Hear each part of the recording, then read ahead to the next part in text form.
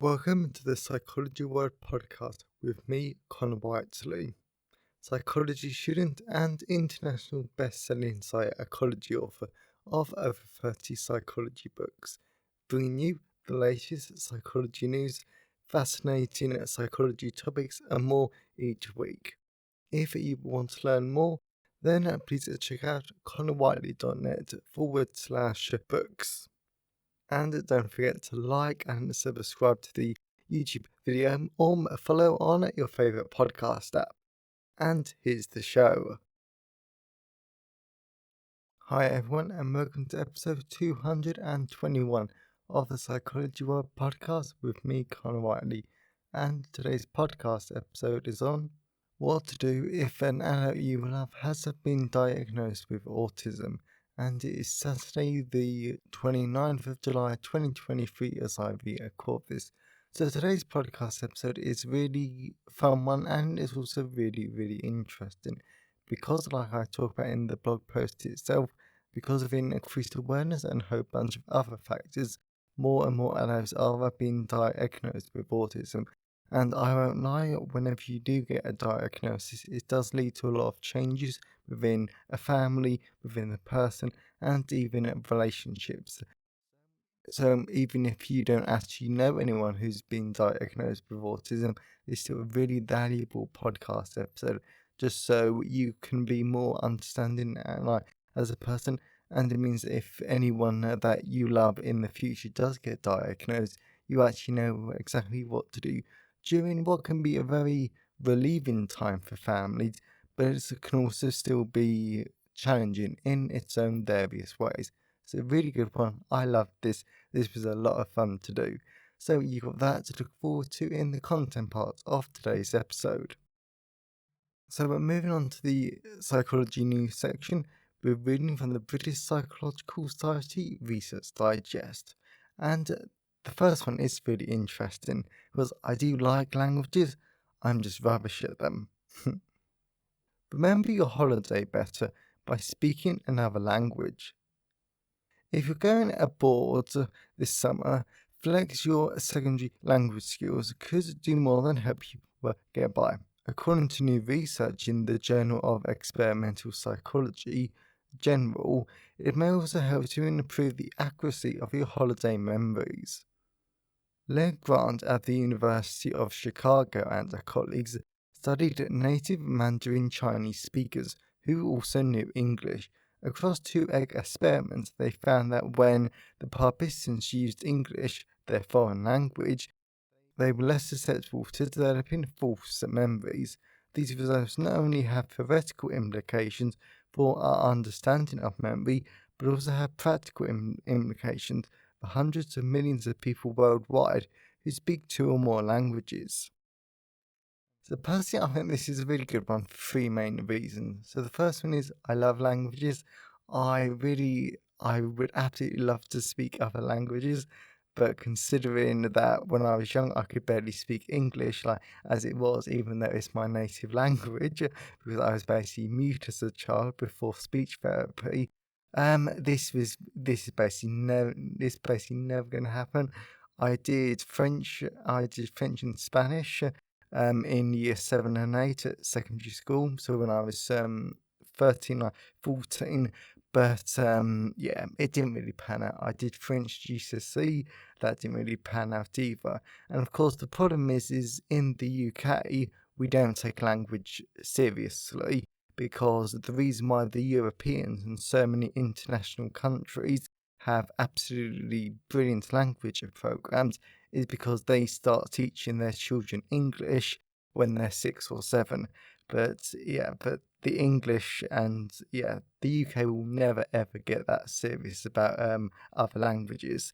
So it's a shame. But another reason why this is interesting is because of false memory and memory research. Who knew that it could be impacted by the language you speak? We already know that memory can be impacted by leading questions, and the different methods that into those have been done, because I've been working on my false allegation book last week, so I learnt a lot that way. However, there is one problem I do see in this research.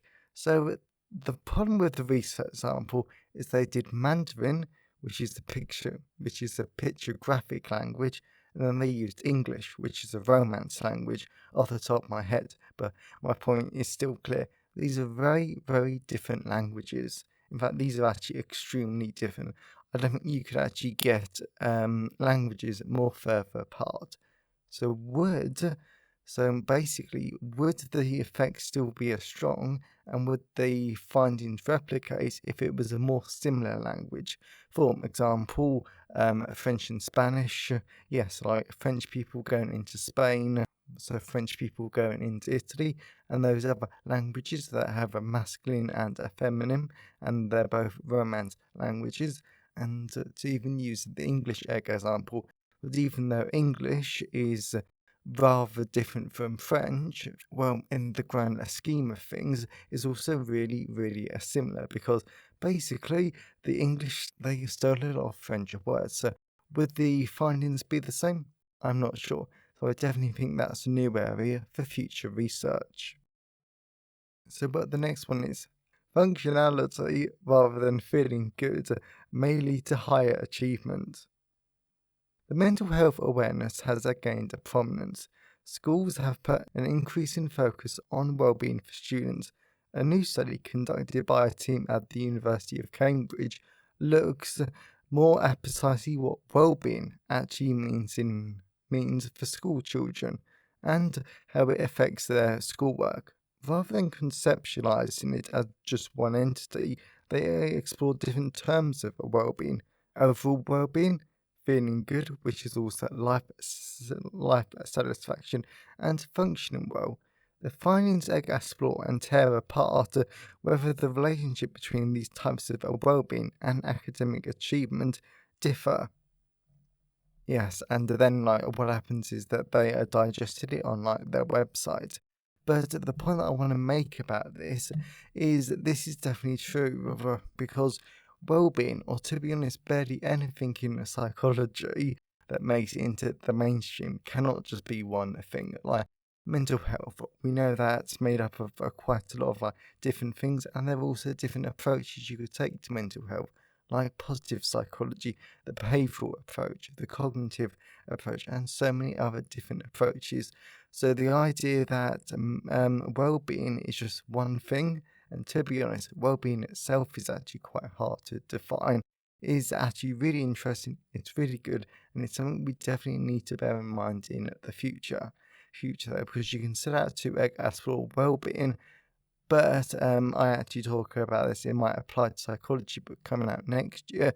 The problem with wanting to explore well-being in the workplace is that what actually a lot of researchers are actually measuring is life satisfaction, which is slightly different. So interesting and definitely food for thought. So but the last one is viewing jobs as a spiritual calling may help workers tolerate them. Okay. Despite legislation and efforts to discourage discrimination, informal studies that suggest that it is still rife. Well, it is. There's no point arguing with that. And whilst the responsibility for dealing with these issues is on employers rather than those experiencing it, there may be psychological factors which protect workers from some of the negative emotional impacts of discrimination. Looking at work as a spiritual calling is explored in a new study. A team of US-based academics in the Journal of the Scientific Study of Religion. They look specifically at the idea of work as destiny or vocation, and the impact this has on a perceived discrimination, finding that it can also be protective, helpful for people dealing with negative impacts of discrimination, or perhaps leading them to tolerate abuse longer. Well, to be honest, I am not going to say too much about this because I don't want to be harsh, but I will say some stuff. So for starters, if there are psychological factors that make someone more tolerant of abuse, then that's flat out wrong. No one should ever have to tolerate abuse. And of course, if you tolerate it longer, then no one challenges it and it doesn't get dealt with. So that same person can go on to abuse other people. So that is flat out wrong. And I mean a spiritual calling. This may work for some jobs, this may work for some people. If this works for you, then more power to you. But this would not help some people. Like if you're working in an office, a dead end office job that you hate and you're being discriminated against, you're not going to say, right, it is my destiny to work in this office job for the rest of my life. You aren't going to do that. If you're a doctor, psychologist, something like that, then yes, I can definitely see that as a calling, and you might even call it spiritual. Completely understand that. But anyone else like engineers, office workers, basic like people who like dig up roads, all of these are really important people that help the world to function, but they aren't going to call this their destiny. So I think it's interesting, but personally, I am not bothered by this, and to be honest, I'm not that supportive of the findings. But again, if this helps you, then please do it. It might be nice. So I hope you enjoy the psychology news section. So let's move on to the person update. So we're moving on to the personal update. So with this personal update, it's actually going to be very short, simply because even though I've been doing tons of stuff, I've actually had a really good week, and I've been planning some stuff for the next few weeks, which is going to be really fun, like with some friends. So none of it is psychology related, so I'm actually not going to talk about it. But an absolute massive thank you for all of the great messages that I've received about the graduation podcast episode, and actually me like graduating myself. I've actually received too many that I'm actually not going to read any of like them out. But previous university students that I've worked with, like they've like reached out and yes, and like they've said like congratulations, and it's been really nice. A massive thank you. And as always, I always absolutely love to hear your thoughts and feelings on today's episode. So you can always email me, connorwiley@connorwiley.net. You can always leave a comment at the show notes at connorwiley.net/podcast. And you can now tweet me on Twitter at sci-fi Wiley. I always love to hear from all you because it really helps make the podcast feel more like a conversation. And today's episode has been sponsored by Suicide Psychology, a clinical psychology, cognitive psychology, and neuropsychology guide to suicide. So even though this is a really dark topic, and believe me, I really had to struggle to find a sponsored book that I could do that I haven't actually promoted for quite a while, and this is one of them. Because I will not lie, suicide is a really dark topic, and tons of people don't want to talk about it. But the problem with that is that it means that people don't feel supported, that they can't talk about it, and this is a very taboo topic, which means they don't talk about it. They feel like no one loves and supports them, so it only increases suicide, because all that a suicidal person wants is to actually talk to someone. And there is a minor link with autism and neurodivergence, because in this really great, really easy to understand book, I actually do talk about the myth between impulsivity and suicide. Because guess what? Suicide is not a impulsive act. People will normally are like planning this and actually thinking about it for days, weeks, or months in advance before they actually do it. And as a part of the impulsivity myth, there is some evidence that people with ADHD are more likely to do it like as a spare of the moment thing, even though that's quite a like weak finding. And I actually talk about it in like today's podcast episode. So that the masking behaviour that autistic people have to do can lead to suicidality in the future. So it's really important that one, we actually understand this, but most importantly, we are able to talk about it more, and we actually understand what goes on, because there are so many disgusting myths that I flat out hate.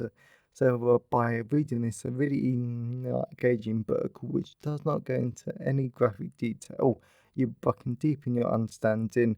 You can actually learn the truth behind suicide, and most importantly, if you or someone that you love ever experiences this, you are more likely to help them simply because you're more informed.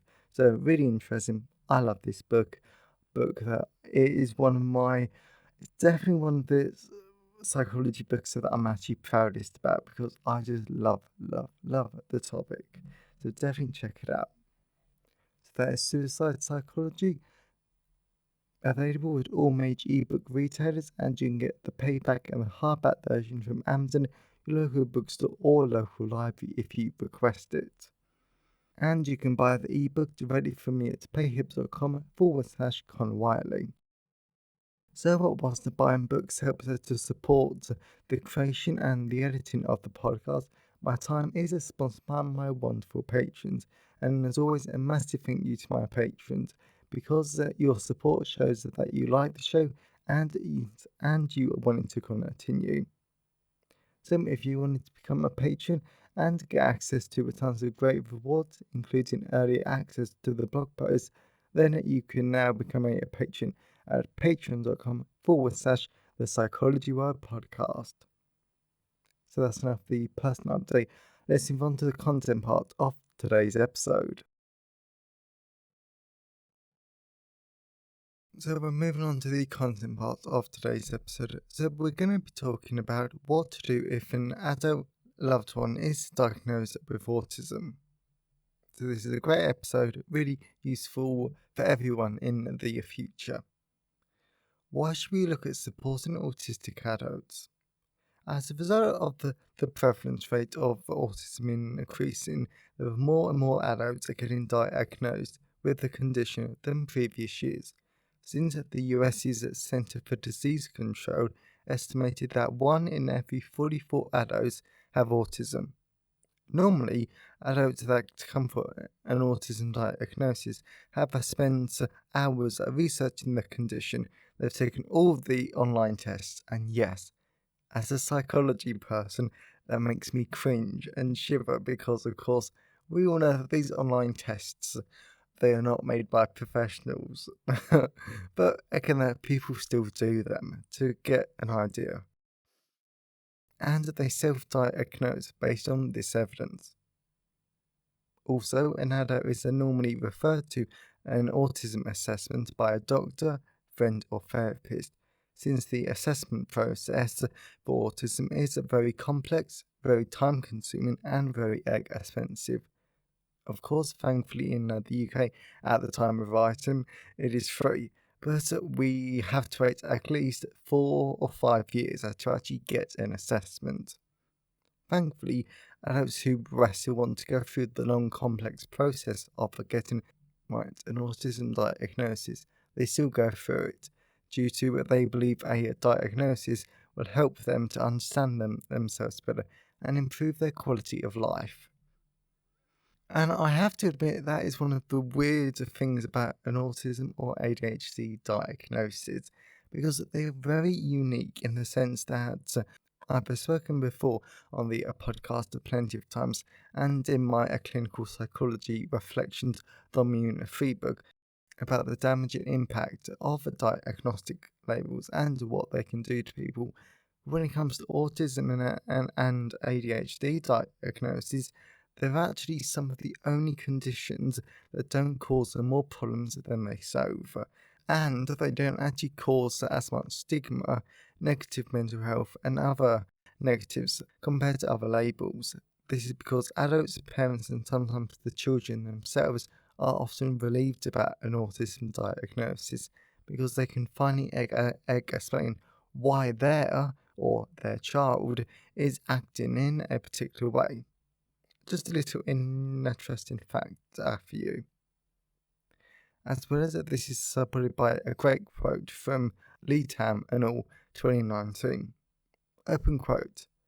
Diagnosis was experienced by participants as facilitating transition from being self-critical to self-compassionate, coupled with an increased sense of agency. Close quote. What to do if an adult you love is diagnosed with autism? However, if you know a friend, loved one, or family member that was recently diagnosed with autism, then what should you do? Since I will not lie, this does change things, and some adults start acting differently after having received their diagnosis. Therefore, this is always important information to know, not only for autism, but this might be useful with our mental health conditions too. You should research autism. Personally, I really don't understand how anyone can want to be really supportive to a friend or loved one if they haven't researched the difficulty. Thankfully, there are tons of books and podcasts and other resources that allow you to learn about autism, including some of this podcast's own autism podcast episodes, like Is Person First or Diagnose First a Language Better? What Needs to Be Said About Autism, Sex and Intimacy. Surprisingly enough, that is one of the podcast's most popular episodes, and I loved it myself, to be honest. It's really fun. While many autistic people don't like functioning labels. However, other books on autism include Unmasking Autism by Devin Price, Neurotribes by Steve Silberman, and a whole bunch of others, as well as there are YouTube channels like Autism from the Inside and other ways to research it too. Therefore, in whatever way you choose to digest your media, there is a way for you to learn about autism.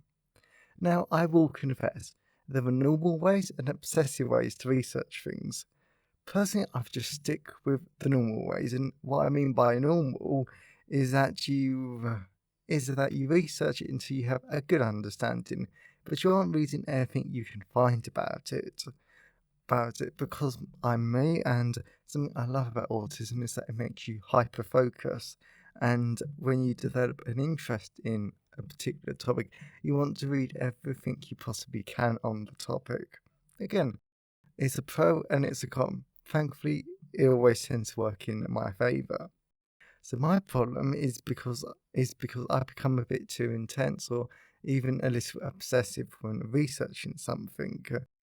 And I'm telling you this because I wanted to better support my Latvian friend. I read a book about Latvian history, and I read a lot of different academic papers, and like the abstracts, because no one reads academic papers these days. And at different websites about the particular difficulty he was facing. In hindsight, I'm happy that I explored the topic in detail and I explored the history, but looking back on it, I realised how this could be deemed as obsessive, or at least a little intense, especially as reading two or three online articles really would have sufficed. Anyway, by doing your own research, you'll be able to better understand the mental health difficulties and the daily struggles that the autistic person in your life experiences. Forget your preconceived ideas about autism.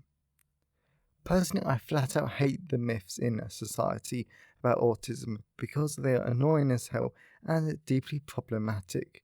Yet those myths are way beyond the scope of this podcast episode, so let's focus on the fact that if we lack direct experience with autistic people, then we believe these myths.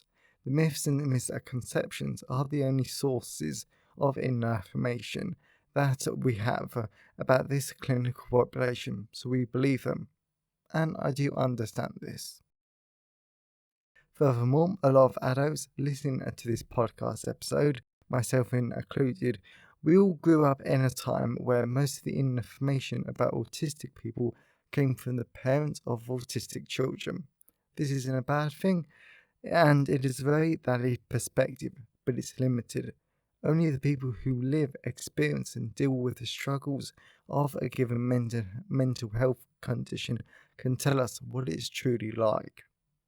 Therefore, it is important to let go of any preconceived notions when it comes to autism. Even more so when these ideas come from parent dominated discussions about the condition, because autistic people themselves will always understand the condition better compared to their parents because they live in it. Validate them.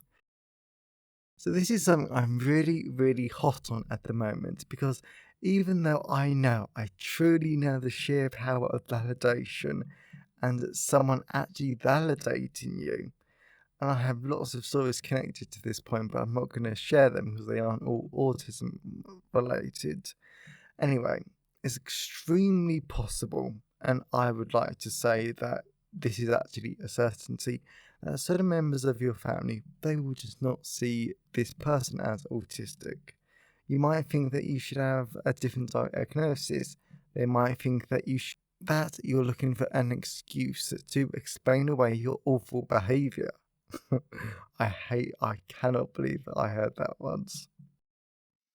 Now, we're moving on to adult around this loved one. If you really believe this, then I suppose it's okay. It's not, but I have to be diplomatic, apparently, according to the world.